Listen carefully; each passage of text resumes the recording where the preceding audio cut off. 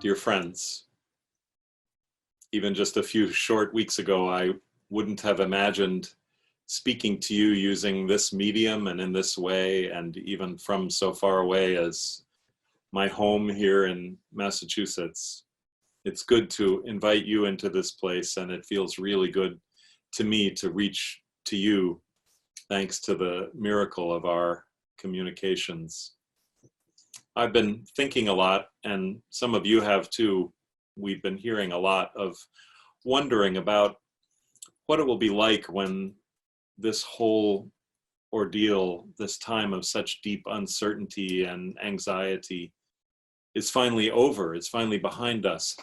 What will it be like afterwards? What will we be like afterwards? How will this whole experience have changed us? And how will it have helped us in turn to reach out and change the world that much more?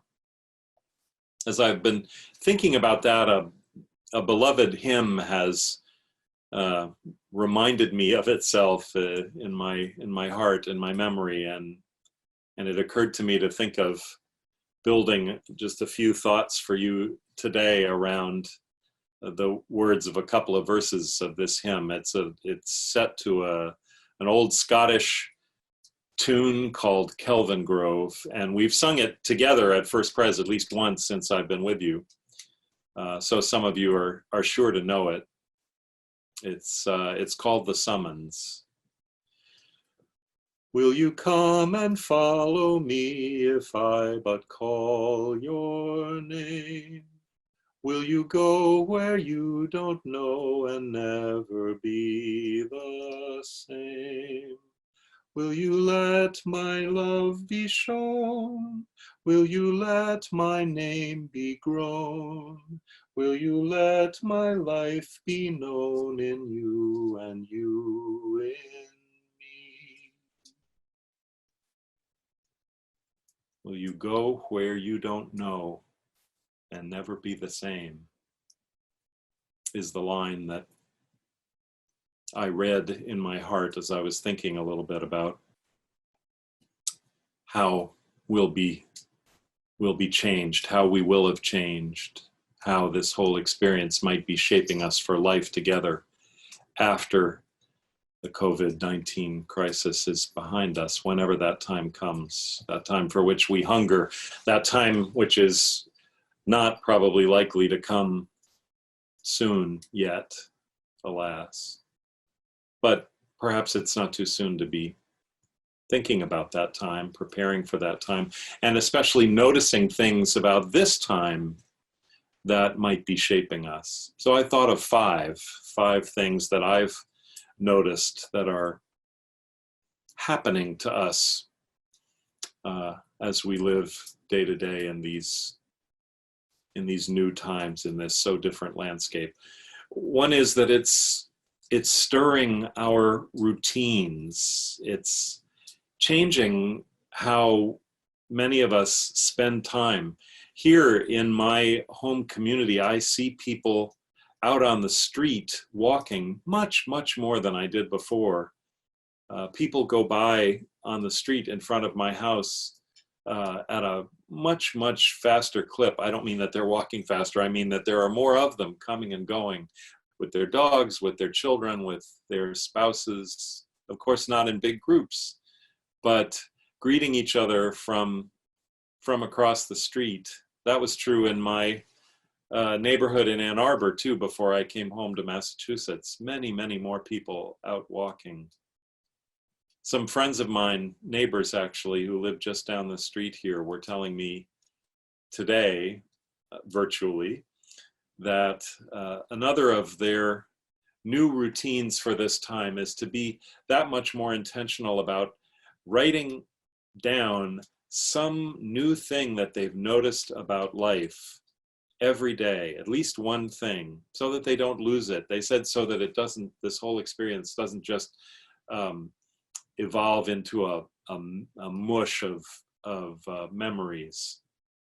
So thinking about grabbing one insight, one thing that life in this new landscape is teaching them, and harvesting that is another routine that maybe we can salvage on the other side.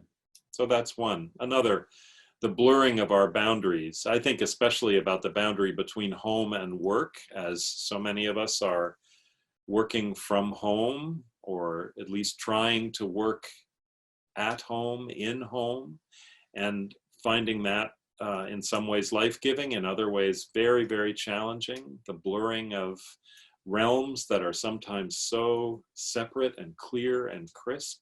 We cross a line to go from the realm of work to the realm of home, and then back again.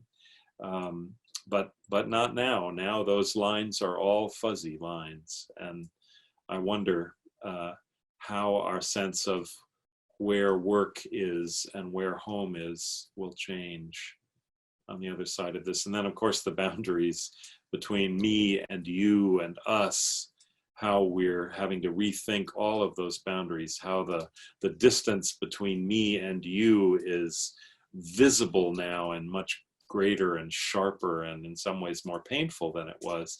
And yet also how the enforced physical separation increases the sense of bondedness among us and closeness to us. Oh, the day that we all do get back together in the sanctuary at first, the passing of the peace is going to have to last for an hour and a half by itself, I think. So another change, this whole experience is exposing our vulnerabilities.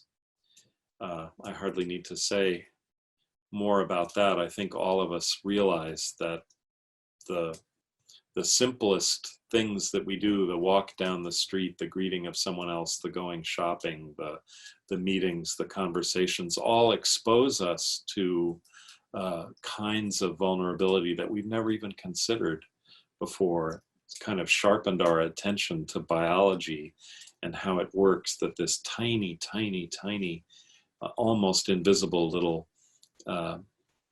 encasing of protein and genetic material can change everything and turn us from life to death, and then hopefully back to life again.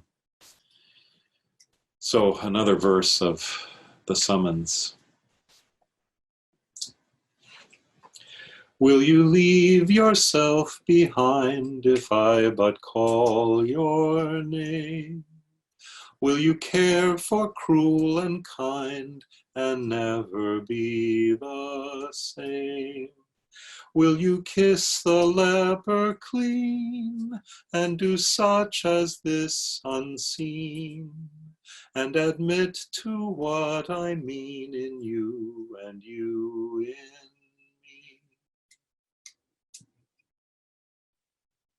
Another thing that's happening for us now that's changing is that this whole experience is illuminating the structural inequalities in our society and in our world that much more vividly, harshly, starkly.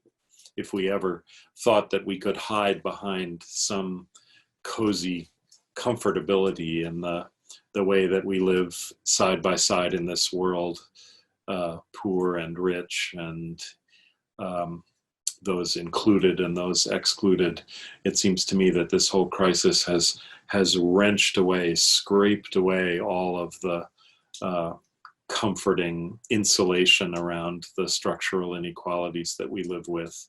Soon, very soon, our most vulnerable neighbors will be in desperate situations, and it will fall to us as those who are somewhat more comfortable, perhaps a great deal more comfortable, to rise to the challenge not only of ministering to them with compassion, but of thinking about the structural inequalities that have allowed us to move along for so many years in our society, shrugging at the fact that there are haves and there are have-nots. There are those who are welcome, more welcome, and those who are less welcome.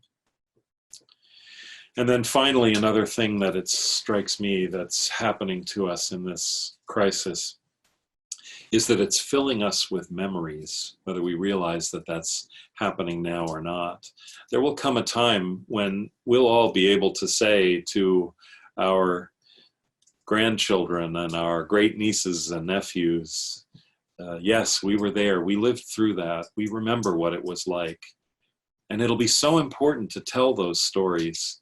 And those stories will be full of all the things that we learned that perhaps we can't even begin to articulate yet now because we're living them.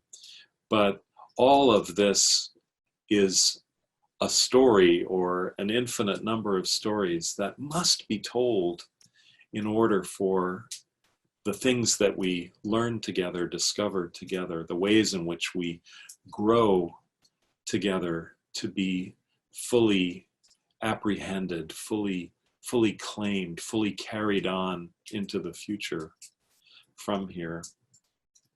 Jesus, you remember, said he came that we might have life and have it abundantly.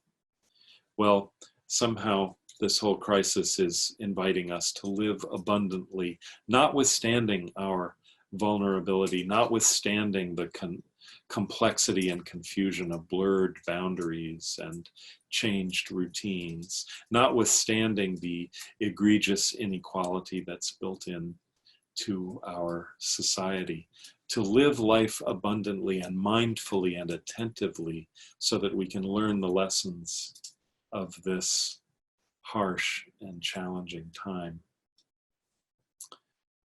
Lord, your summons echoes true when you but call my name. Let me turn and follow you and never be the same. In your company I'll go where your love and footsteps show. Thus I'll move and live and grow in you and you in me.